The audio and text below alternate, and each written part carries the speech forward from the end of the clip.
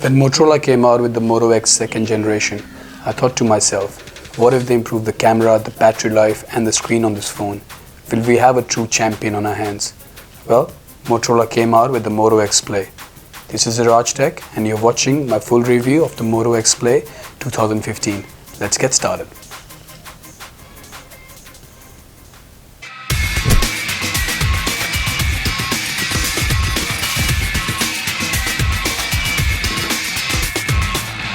Okay guys, let's start with the design and build quality of the Moto X Play. So at the top you have the standard 3.5mm headphone jack. Towards the left you have the nano SIM card tray, which also supports micro SD cards up to 128GB. Towards the right you have the power button and the volume rockers, which are quite tactile and responsive. At the bottom you have the standard USB 2.0 charging port. There's nothing on the left hand side. Moving towards the back, we have the 21 megapixel camera followed by the dual tone LED flash and this Motorola dimple embedded into this metal chassis. Also we have this rubbery texture to the back, which really helps in gripping the phone. Moving towards the front, we have a 5 megapixel front facing camera followed by this gorgeous looking full HD display. Now one thing about the display is that it's much better than the Moto X second generation, because now it gets really bright in direct sunlight, which was one of the main cons with the Moto X second gen. Also moving towards the bottom, we have the single firing front facing speaker. So what do I feel about the build quality of the Motorola Moto X Play 2015? I think Motorola had done a fantastic job because the in-hand feel of this phone is really great. Okay guys, now let me give you a quick overview of the specifications of the Moto X Play 2015. It's powered by a Snapdragon 615 1.7 GHz octa-core processor. The processor is famous for its overheating issues, but in my usage the phone didn't overheat at all. That's largely thanks to the optimization done by Motorola on the software and the hardware front. It supports a 5.5-inch Full HD display. The rear facing camera is a 21 megapixel camera and the front facing camera is a 5 megapixel. It also supports turbo power, which is another name for quick charging. So the supplied charger in the box, it takes about 3 hours to reach from 0 to 100%, but if you use a quick charger, you can charge the phone from 0 to 100% in about 1 hour and 45 minutes. Okay, now let's talk about the software and performance of the Moto X Play 2015. Motorola usually use the stock Android launcher on their phones, and this time it's no different. So swiping left from your main home screen gives you access to the Google Now page. Also the app drawer is pretty stock, which is what you get with the Google Nexus devices. Motorola have baked in a few handy features into the phone, like using a custom launch phrase to wake up your phone and perform a few nifty functions.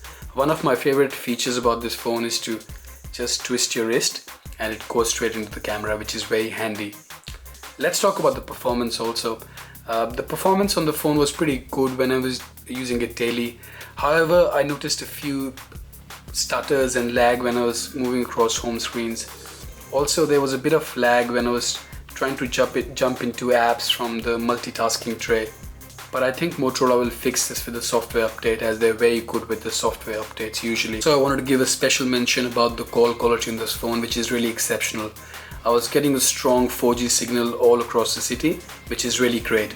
Also the front facing speaker gets really loud, so the multimedia experience on this phone is really great. Talking about the battery life on the Moto X Play 2015, I must say I was pleasantly surprised.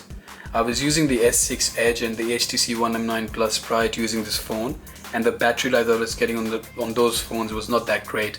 I was getting a screen on time on the HTC One M9 Plus of about 3.5 hours maximum, but with this phone I've reached a screen on time of 6 hours consistently. So what I believe is this phone should suit both the power users and the average consumers. Talking about the camera on the Moto X Play is no slouch either. The rear facing camera takes some really detailed and crisp shots in broad daylight. It tends to struggle a bit in low light conditions, but that is expected out of a smartphone camera at this price range. However, using the flash in low light conditions really helps the cause. The 5 megapixel front facing camera is also capable of taking crisp and good looking selfies. The video, however, is limited to only 1080p from both the cameras, which means no 4K recording. It's a bit unfortunate, but the 1080p video is of top-notch quality.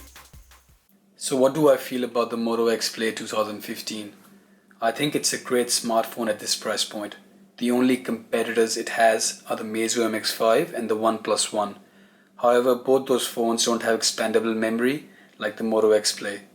The only cons with the phone are lack of 4K recording and a plasticky build, but that's really nitpicking what is otherwise a great smartphone. If you have any questions, please leave it in the comments section and I will try to answer most of them. Please subscribe to my channel and I will see you in the next video. Hi guys, thanks for watching that video. Please subscribe to my channel if you liked what you saw. You can also follow me on Facebook and Twitter, and I'll see you in the next one.